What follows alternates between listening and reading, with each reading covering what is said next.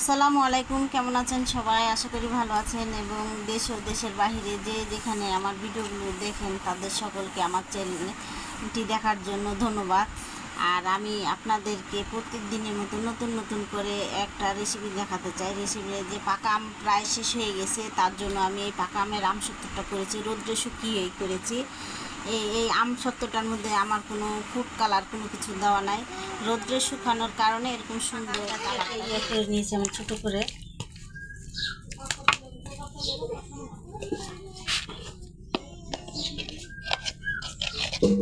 সামান্য একটু হলুদ দিয়ে দেব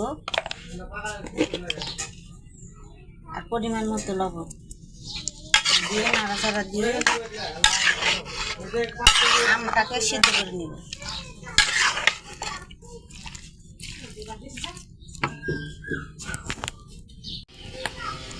এই যে একটু জাল দেওয়াতে পানি ছাড়তে লেগেছে, একটু পানিটা শুকিয়ে গেলে তাহলে আমরা রোদ্রে দেব।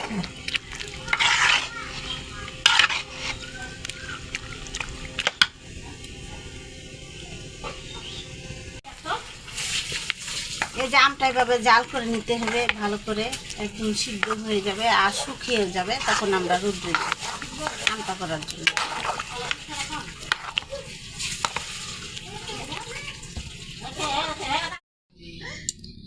এইভাবে খঞ্চাটার মধ্যে একটু সামান্য তেল দিয়ে দিব, দিয়ে এভাবে মাখিয়ে নেব একটু তেলটা।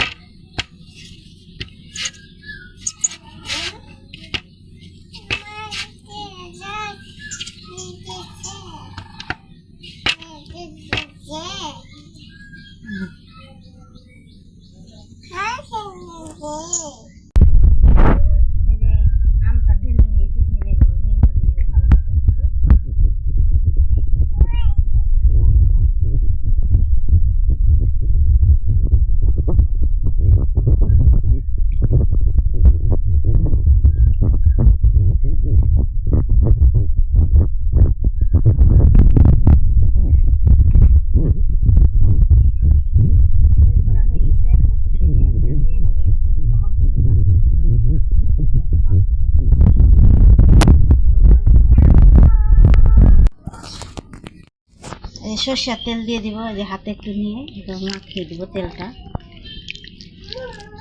যাতে মাছি না বসে আমটার মধ্যে, পাকা আমের আমটা।